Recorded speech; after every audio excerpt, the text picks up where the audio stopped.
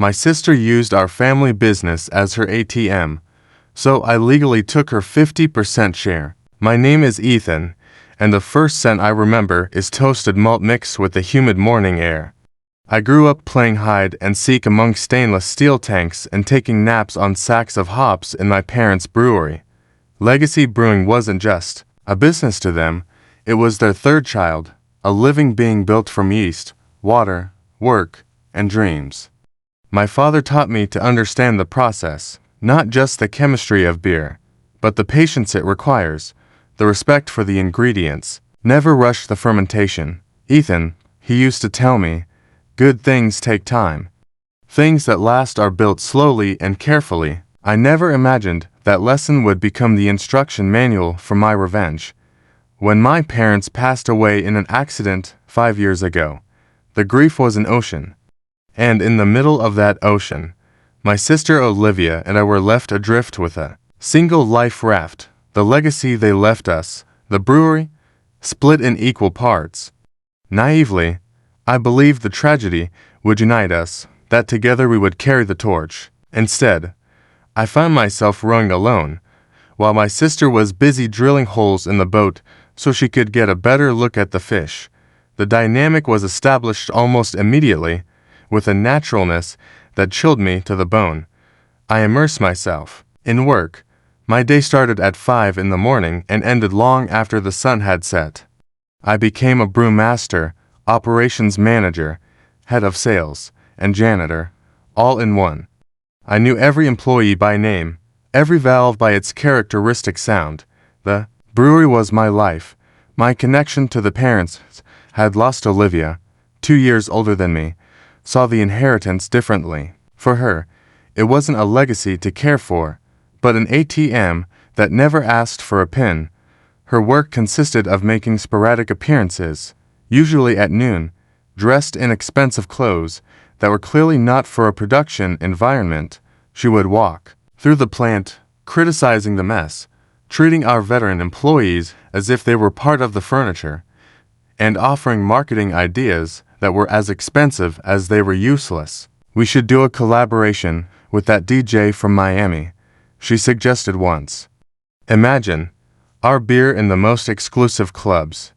I tried to explain that our brand was built on tradition and craft quality, not neon lights. She just rolled her eyes and said, "Ethan, you're so boring.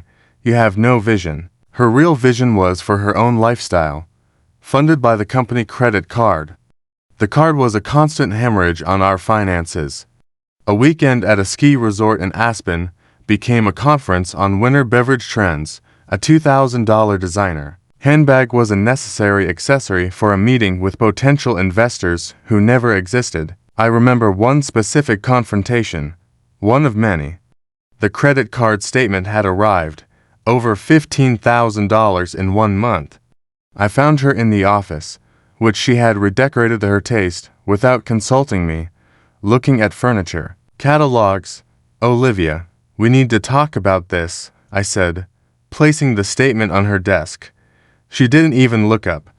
"What is it now, Ethan? Are we out of hops?" $15,000, Olivia, on clothes, spas, and restaurants that have nothing to do with this business. We can't sustain this. I need to buy a new filtration system. She finally looked at me with an expression of deep boredom. It's called brand building. I have to maintain an image. People don't buy beer, they buy a lifestyle. And I am the lifestyle of Legacy Brewing. Now, if you'll excuse me, I'm trying to decide if blue velvet is too bold for the tasting room. Every conversation was like that, a wall of arrogance and gaslighting. While I struggled to keep the lights on and pay salaries, she was emptying the coffers. The resentment in me grew slowly, a dark and bitter fermentation. The turning point, the moment the pressure became unbearable and I knew I had to act, was an avoidable disaster in a sweltering July. Our contract with Midwest Distribution, the conglomerate that put our beer in 6 states and represented 40% of our revenue, was up for renewal. It was the most important renewal in the company's history. The director of Midwest, an old-school man named Mr. Harrison, insisted that both owners be present for the signing. "I want to look the people I do business with in the eye," he said. The meeting was set for a Friday at 10 in the morning. On Wednesday afternoon, Olivia sent me a photo from the airport.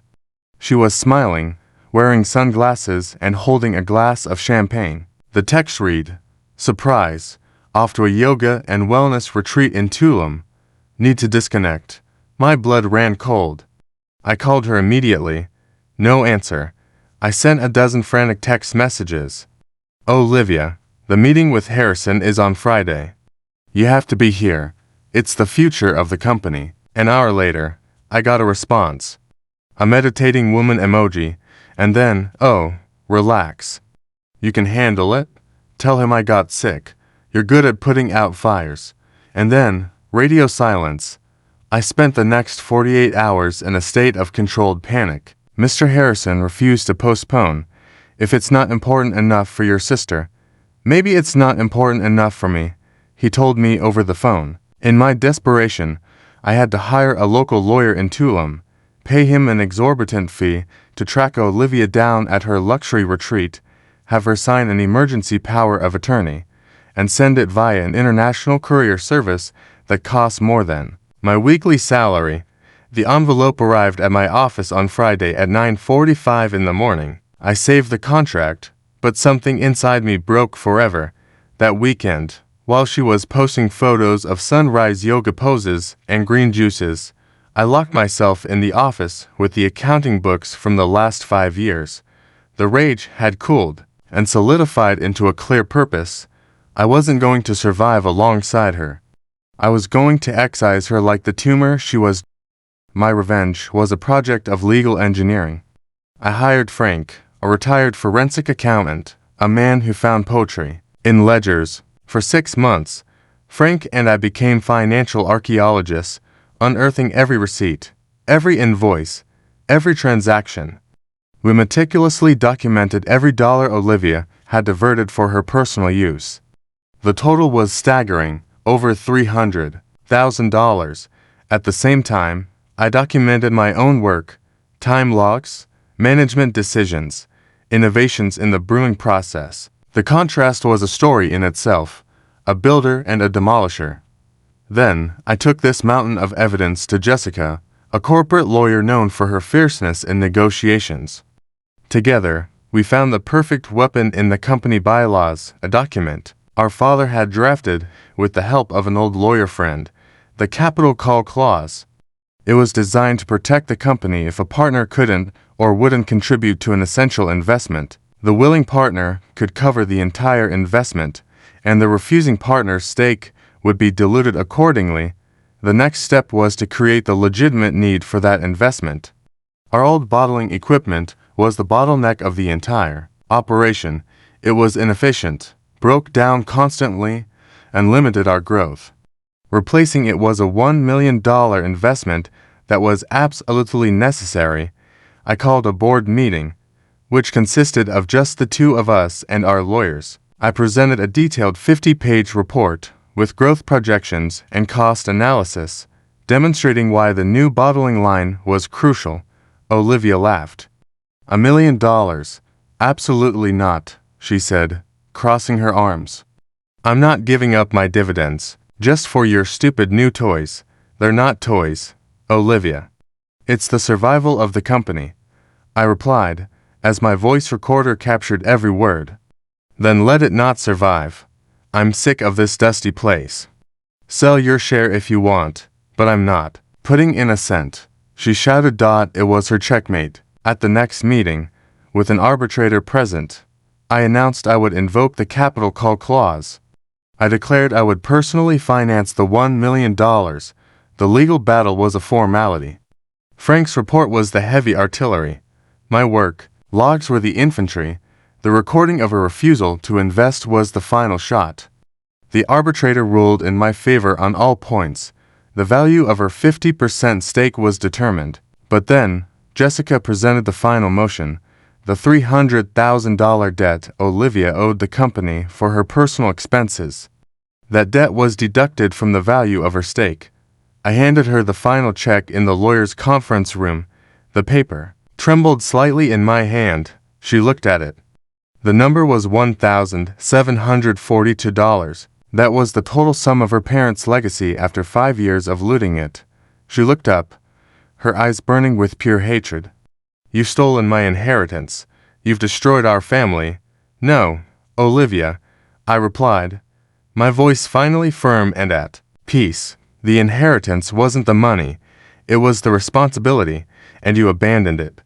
You destroyed the family.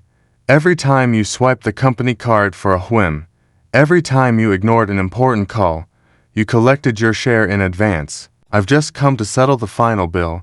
Today, I am the sole and absolute owner of Legacy Brewing. The new bottling line is installed, and we have increased production by 50%. The company is stronger than ever. Olivia, from what I know, sold everything of value she had and now lives in another city, working in a retail store. She lost the money, the company, and the last name that once opened every door for her. I didn't need a complicated plan or a spectacular trap. I simply let her own actions accumulate a debt. And then, I made sure she paid it, down to the last cent.